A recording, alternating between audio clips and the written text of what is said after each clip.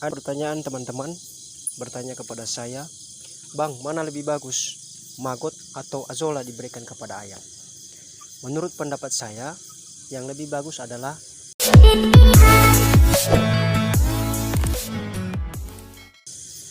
namun sebelum saya memberikan jawaban saya, maka saya akan coba menjelaskan cara atau perbedaan antara maggot dan azolla, budidayanya juga, cara merawat dan memeliharanya juga bagaimana. Kita ke pertama yaitu maggot. Di dalam maggot terdapat sumber protein dan energi. Kadar protein kasar pada maggot mencapai 38% sampai 41%. Dan kadar lemaknya itu sekitar 20%. Yang kedua, maggot baru bisa panen di usia 18 sampai 21 hari. Itu baru jadi maggot fresh yang bisa diberikan kepada ayam yang besar. Yang ketiga, maggot fresh jika dibeli per kilonya yaitu Rp8.000, hampir setara dengan pakan pabrikan. Tapi kalau kita budidayakan sendiri ya tentunya gratis. Yang keempat, dalam pembudidayaan maggot yang paling utama adalah ketersediaan pakan terus-menerus tanpa henti.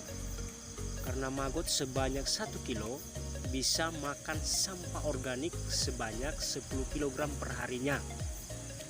Yang kelima, untuk budidaya maggot kita harus memperhatikan dan mempertahankan siklus tetap berjalan. Kalau siklus tidak berjalan, maka berhentilah budidaya maggot kita. Yang keenam, budidaya maggot sangat rumit karena bila media terlalu basah, maggot pada kabur.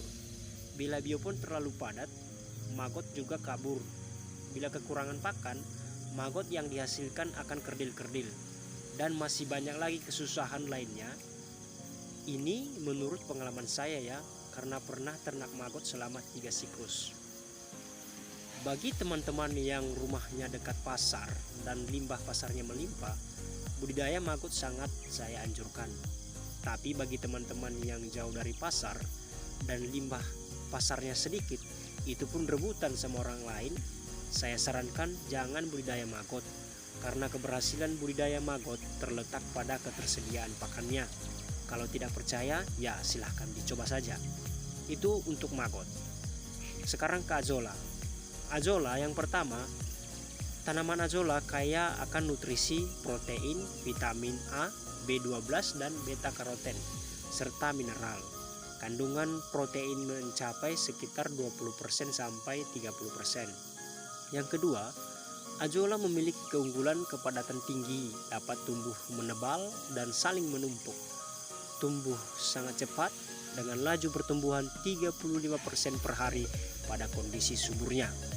Yang ketiga, media yang dibutuhkan azolla bisa berupa kolam plastik, nampan dan sebagainya yang di dalamnya diisi dengan air dan kompos yang sudah matang sebagai nutrisi pada azolla nantinya. Yang keempat, perawatan pada azolla cukup gampang dibandingkan perawatan maggot. Yang kelima, azolla tidak butuh pakan yang harus dicari seperti maggot. Azolla hanya butuh air bekas kolam ikan, kompos dari kotoran hewan yang sudah matang atau lumpur sawah sebagai sumber nutrisinya. Yang mana lebih bagus, maggot apa azolla? Jawaban saya adalah maggot tentunya.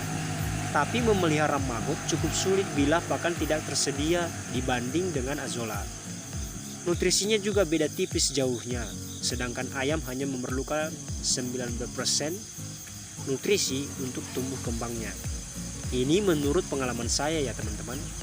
Jadi tergantung teman-teman semua maunya apa. Yang penting saya sudah jelaskan tadi di atas apa saja kelebihan dan kekurangannya. Oke, sekian video kali ini. Jangan lupa dibantu channel ini ya supaya cepat berkembang dengan cara subscribe, like, dan nyalakan loncengnya. Terima kasih.